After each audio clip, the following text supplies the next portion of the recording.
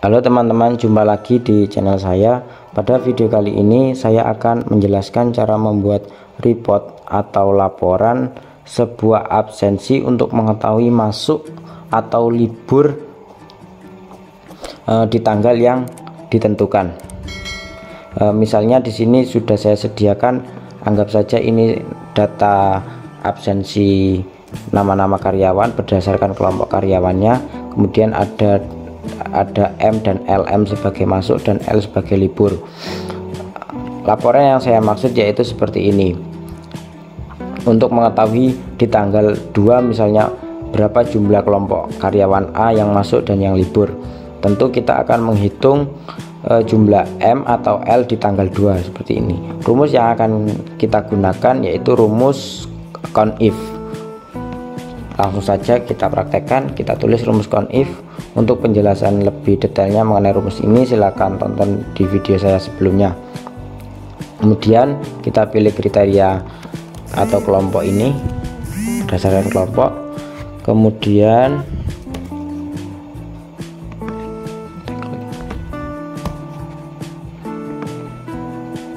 data yang masuk yaitu M.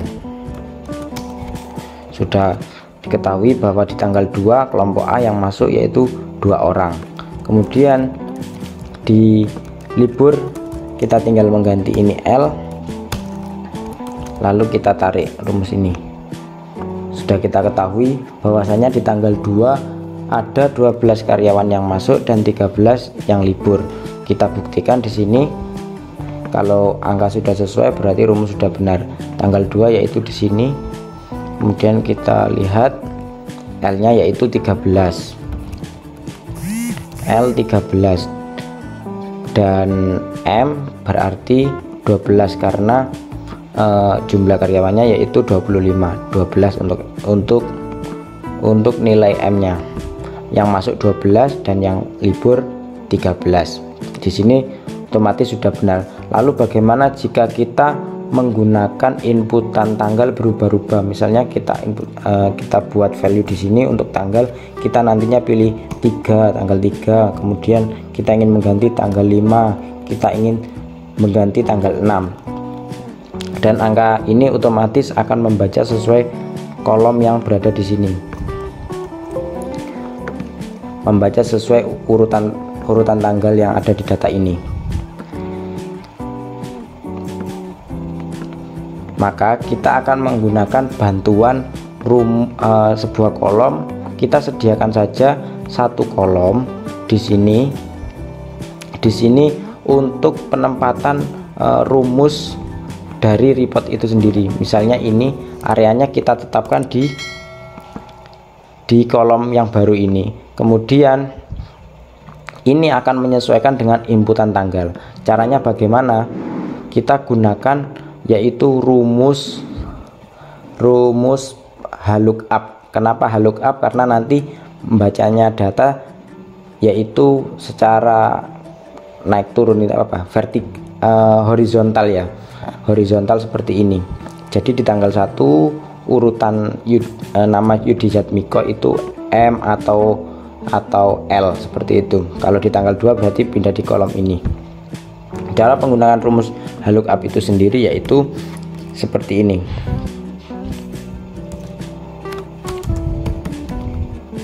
Kita pakai HLOOKUP. Kemudian untuk primary key-nya yaitu di value ini kita kunci.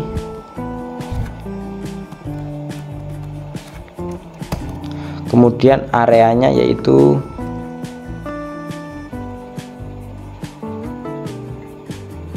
sepanjang ini. Kita kunci juga. Lalu row index number untuk nama Yudi otomatis di urutan yang kedua, 1, 2. Seperti ini 2. Kemudian ini false. Otomatis kalau kita lihat di sini tanggal 6 akan membaca di tanggal 6 yaitu M. Bagaimana kalau kita ubah di tanggal 10?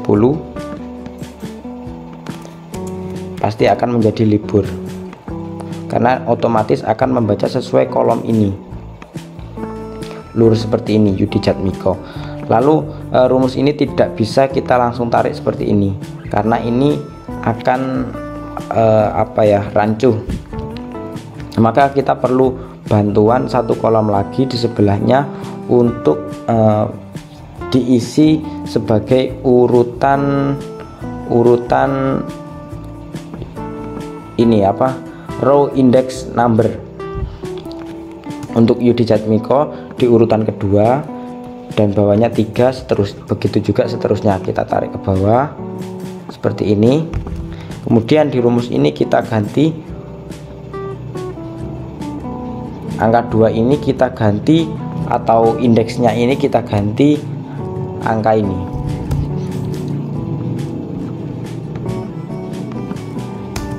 Otomatis kalau kita tarik ini akan membaca urutan atau indeksnya sesuai di sebelahnya, yaitu 23 untuk nama Diar misalnya, maka di urutan 22 dengan tanggal sebagai primary key-nya ini membaca di kolom ini, yaitu 10. Anggap saja ini tanggal 10, kemudian kita tarik ke bawah, otomatis ini mengikuti L, otomatis sama dengan tanggal 10 kolom ini. Kalau kita ubah di tanggal 11 juga sama, dia akan bergeser di area ini.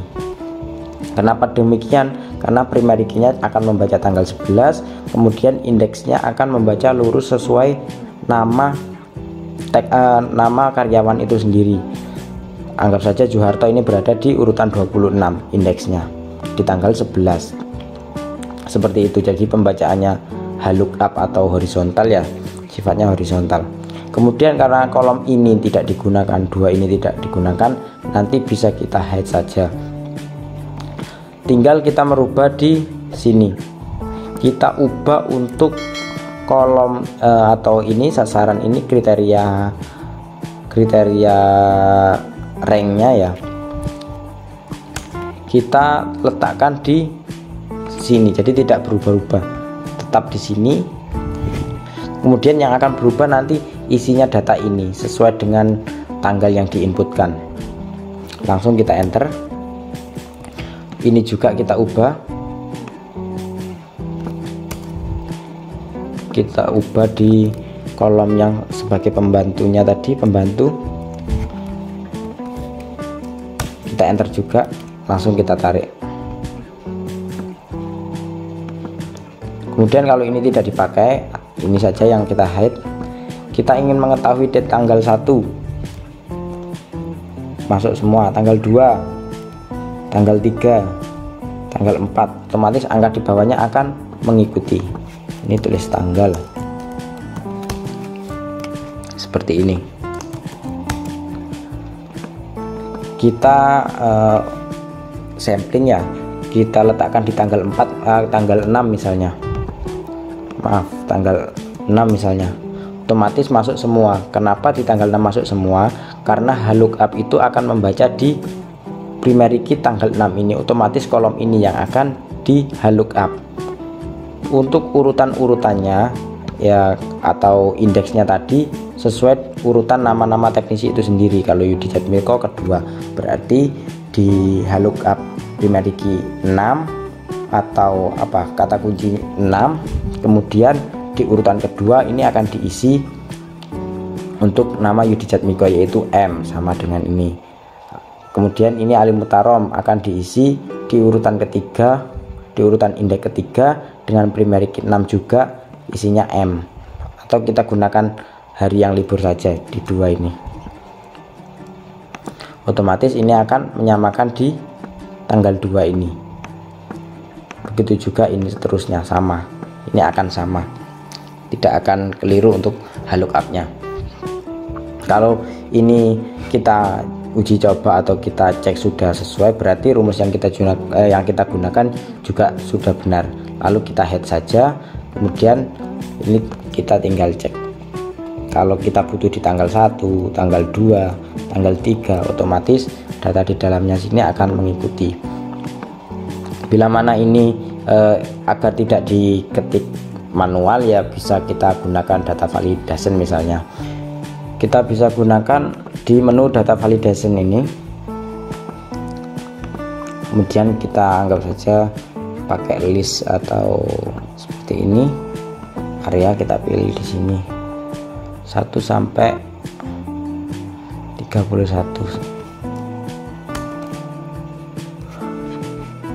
kita isi angka.